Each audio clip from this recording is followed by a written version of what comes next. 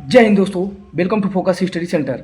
आज मैं आपको बताने जा रहा हूँ 40 ऐसे क्वेश्चन जो हर बार कहीं ना कहीं किसी न किसी तरह से पूछ लिए जाते हैं और बहुत इंपॉर्टेंट है। तो जैसा कि आप लोग देख रहे हैं, ये क्वेश्चन पेपर है और ये क्वेश्चन पेपर में आपको देखिए यहाँ पर 40 क्वेश्चन मिलेंगे और 40 क्वेश्चन में जो होंगे यहाँ पर भारतीय संविधान एवं इतिहास से है, यहाँ पर करेंट अफेयर से है और यहाँ देख सकते हैं यहाँ पर क्वेश्चन जो है ये विज्ञान से है, यानी कि जो हमारे पार्ट ऑफ बॉडी होते हैं, ठीक है ना। यहाँ पर रीजनिंग जो लॉजिकल वाले क्वेश्चन है, तो आपको 40 क्वेश्चन जो है बहुत ही मज़ेदार है। और चलिए आप लोग को पहले मैं दिखाता हूँ कौन सा क्वेश्चन पहला है कि भारत कब आज़ाद हुआ। अभी जल्दी ही हमारा जो है अभी जो 15 अगस्त मनाया गया है स्वतंत्रता दिवस, जिसमें हम जानेंगे पहले हमारे देश कब आज़ाद हुआ था। तो 15 अगस्त 1947 को आज़ाद हुआ था।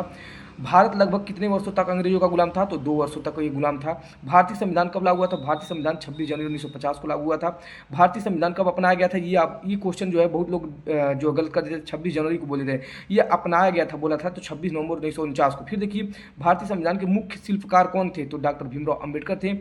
गणतंत्र दिवस कब मनाया जाता है? तो गणतंत्र दिवस जो है वो मनाया जाता है 26 जनवरी को, ठीक है ना, ये आपको ध्यान में रखना है। संविधान दिवस कब मनाया जाता है? सब लोग इसका आंसर जो है 26 जनवरी को मार देते, लेकिन ये आंसर क्या है? 26 नवंबर है, ठीक है ना। ये मनाया जाता है क्योंकि उस दिन क्या हो गया था, बन गया था, ठीक है। संविधान की प्रस्तावना किस शब्द से प्रारंभ है? तो हम भारत के लोग, इससे क्या है? प्रस्तावना इस शब्द से प्रारंभ है। भारतीय संविधान का सर्वोच्च उद्देश्य क्या है? तो भारतीय संविधान का सर्वोच्च उद्देश्य स्वतंत्रता है, न्याय है, समानता है, यानी उपयुक्त सभी है। देखिए अनुच्छेद 21A किस अधिकार से संबंधित है? ये आपको बस याद रख लेना है, ठीक है ना। शिक्षा के अधिकार से ये संबंधित, इसी के तहत हम लोग पढ़ाई करते हैं, ठीक है ना। अगला देखिए यहाँ पर अगला क्वेश्चन 10 क्वेश्चन कंप्लीट हो गए जो कि भारतीय संविधान में इतिहास से थे। अब देखिए क्या करंट अफेयर से, भारत के वर्तमान जो है राष्ट्रपति कौन है? तो द्रौपदी मुर्मू है।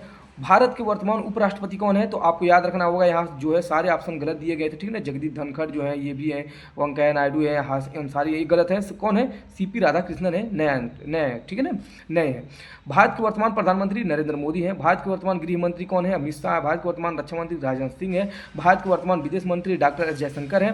भारत के वर्तमान शिक्षा मंत्री जो कि आप लोग जान रहे थे धर्मेंद्र प्रधान है, चेंज हो चुके हैं, हो गए हैं, अब प्रहलाद जोशी हो गए हैं, ठीक है ना। भारत के वर्तमान पर्यावरण मंत्री भूपेंद्र यादव हैं। आरबीआई के गवर्नर कौन है? तो आरबीआई गवर्नर देखिए शक्तिकांत, यहाँ पर ऑप्शन में नहीं था लेकिन आपको ध्यान में रखना है। संजय मल्होत्रा कौन है? आरबीआई के वर्तमान गवर्नर है, ठीक है ना। भारत के वर्तमान मुख्य न्यायाधीश यानी चीफ जस्टिस ऑफ इंडिया जो है, इसमें से चारों ऑप्शन जो में से कोई आंसर नहीं है, इनका राइट आंसर कौन है? न्यायमूर्ति सूर्यकांत, ठीक है ना, ये आपको याद रखना होगा। अब देखिए अगला 10 क्वेश्चन क्या है, ये विज्ञान से है, बहुत ही जरूरी क्वेश्चन। देखिए फेफड़ा का मुख्य काम क्या है? तो ऑक्सीजन लेना और कार्बन डाइऑक्साइड को बाहर छोड़ना। अगला देखिए हृदय का मुख्य कार्य क्या है? हृदय का मुख्य कार्य जो होता है वो रक्त को पूरे शरीर में पहुंचाता है, ठीक है ना। अगला देखिए यकृत का मुख्य कार्य क्या है? तो ये रक्त शुद्ध करना और पित्त बनाना है, ठीक है ना, इसका काम। देखिए गुर्दे का काम यानी कि किडनी का काम क्या है? देखिए तो किडनी का काम है शरीर से अपशिष्ट मतलब जो बेकार पदार्थ होते हैं उनको छानकर मूत्र बनाना। जैसे शरीर से अपशिष्ट पदार्थ छानकर क्या बनाना? मूत्र बनाना, मतलब जो भी अपशिष्ट पदार्थ होंगे उनको छानेगा और मूत्र बना देगा, ठीक है ना। मस्तिष्क का मुख्य कार्य क्या है? मस्तिष्क का मुख्य कार्य शरीर के सभी अंगों का क्या करना है? नियंत्रण करना है। रक्त का लाल रंग हीमोग्लोबिन के कारण होता है। शरीर की सबसे बड़ी ग्रंथि यकृत ग्रंथि है। मानव शरीर की सबसे बड़ी हड्डी कौन सी होती है? तो फीमर यानी जांघ की हड्डी होती है। मानव शरीर की सबसे छोटी हड्डी स्टेपिक यानी कि कान की हड्डी होती है। भोजन का पाचन मुख्य रूप से कहाँ होता है? तो आपको देखिए यहाँ पर 3 ऑप्शन थे जो कि ऑप्शन में नहीं था, यानी छोटी आंत जो है इसका आंसर है। मुख्य जो पाचन होता है वो छोटी आंत से होता है। अगला देखिए बहुत ही इंपॉर्टेंट क्वेश्चन ये सब है, लॉजिकल वाला है। देखिए यहाँ पर लॉजिकल वाला क्वेश्चन आपको मिलेगा, कह रहा कि एक कुएं में 10 मेढक थे, उनमें से 5 निकल गए। तो 10 मेढक थे, 5 निकल गए, 5 बचे, फिर 3 आ गए यानी 8 हो गए, फिर 4 निकल गए यानी 4 बचे, फिर 2 आ गए यानी कितना हो गए? 6 हो गए। तो कुएं में कितने मेढक? तो 6 आंसर हो जाएगा इसका। एक रुमाल के 4 कोने हैं, यदि एक कोना काट दिया जाए तो कितना कोना बचे? तो आप लोग का आंसर टिक मारेंगे 4 पे, लेकिन आप लोग थोड़ा सा ध्यान देंगे तो ये 4 कोना है। तो जब यहाँ से एक कोना काट दिया गया तो यहाँ देखिए 2 कोना बन जाता है, फिर यहाँ से एक कोना काट दिया यहाँ भी 2 कोने, तो 2 ये हो गया और 2 यहाँ और 2 यहाँ, 6 कोने हो जाते हैं। इसलिए आंसर में क्या होगा? 6 कोना इसका हो जाएगा, ठीक है ना, ये वाला आंसर हो जाएगा। अब देखिए यहाँ पर देखिए कह रहा है एक रुमाल के 4 कोने थे, यदि एक कोना काट दिया तो आंसर 5 होगा, ठीक है ना, ये सही है, ठीक है ना, 5 कोना होगा क्योंकि एक का कोना काटा गया है ना, तो 1 2 3 और यहाँ से काटा जाएगा तो हो जाएगा 5। एक कपड़ा 1 घंटे में सूखता है तो 7 कपड़े कितने घंटे में सूखेंगे? तो वो भी 1 घंटे में होंगे। कितने लोग 7 पे आंसर मार देंगे। हालांकि सोचिए आप एक कपड़ा के डालें तो ये 7 घंटे में सूखा, और लगातार 7 कपड़ा एक ही बार डालेंगे तो भी तो 7 घंटे में सूख जाएगा, 1 घंटे में सूखेगा। इसलिए आंसर जो है 7 नहीं 1 ही घंटा होगा इसका, ठीक है ना। एक मोबाइल की बैटरी जो 20 मिनट में 30% चार्ज होती है, तो 60 मिनट में कितना परसेंट चार्ज होगी? तो 90% हो जाएगी, क्योंकि 20 में 60 60, ठीक है ना।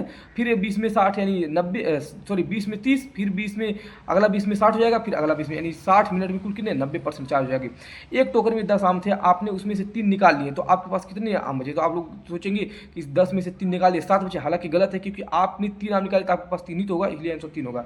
यदि एक मुर्गी एक दिन में 1 अंडा देती है तो 10 मुर्गी 10 दिन में कितना देगी? 100। कहेंगे कैसे? तो देखिए, एक मुर्गी एक दिन में देगी तो 10 मुर्गियाँ एक दिन में 10 अंडा देंगी, ऐसे 10 10 10 10 करके कितना हो जाएंगी? 100। मतलब कहने का ये है, एक मुर्गी एक दिन में 1 अंडा, तो जब 10 मुर्गियाँ एक साथ अंडा देंगी तो एक दिन में 10 अंडा होगा, अगले 10 दिन में 20, अगले 10 दिन में, ऐसे 10 दिन करेंगे तो 100 अंडा हो जाएगा। देखिए, आप दौड़ में दूसरे स्थान वाले धावक को पीछे छोड़ देते हैं।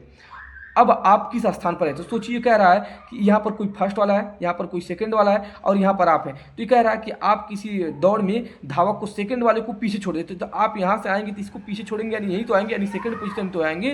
तो आपका जो है स्थान कौन सा होगा? दूसरा। कितने लोग मार देंगे? पहले पर पहला गलत हो जाएगा, ठीक है ना। एक कमरे के प्रत्येक कोने में एक एक बिल्ली बैठी है, ठीक है ना। एक कमरे में 4 कोने होते हैं, एक एक बिल्ली बैठी है।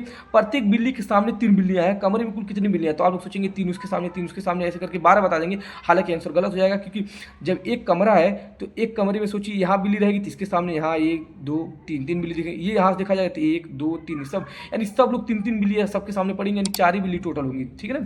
अगले देखिए, आधार कार्ड, बैंक खाता और पैन कार्ड में अंकों की संख्या कितनी होती है? तो देखिए, आधार कार्ड में फिक्स 12 होता है, खाता संख्या जो होता है अलग अलग होता है, हर बैंक का मतलब सबका जो होता है 12 नहीं होता है, ठीक है ना। और पैन कार्ड भी फिक्स होता है, इसलिए इसका आंसर हो जाएगा आधार कार्ड में 12, बैंक खाता अलग अलग होता है और पैन कार्ड में 10 होते हैं, ठीक है ना। अगला देखिए, आपके नाना के लड़के यानी कि मेरे मामा की लड़की यानी कि लड़की यानी कि मेरी बहन वो होगी, कि बुआ यानी मेरी मौसी या मेरी माँ, आपसे क्या लगेंगे? तो देखिए, यहाँ पर माँ तो है नहीं, इसलिए क्या हो जाएगी? मौसी आंसर हो जाएगा इसका। ये थे 40 बहुत ही इंपॉर्टेंट क्वेश्चन, आपको जानना जरूरी था, इसलिए मैंने आपको बता दिया। तो मिलते हैं इसके और ही इंटरेस्टिंग वीडियो में, तब तक के लिए जय हिंद।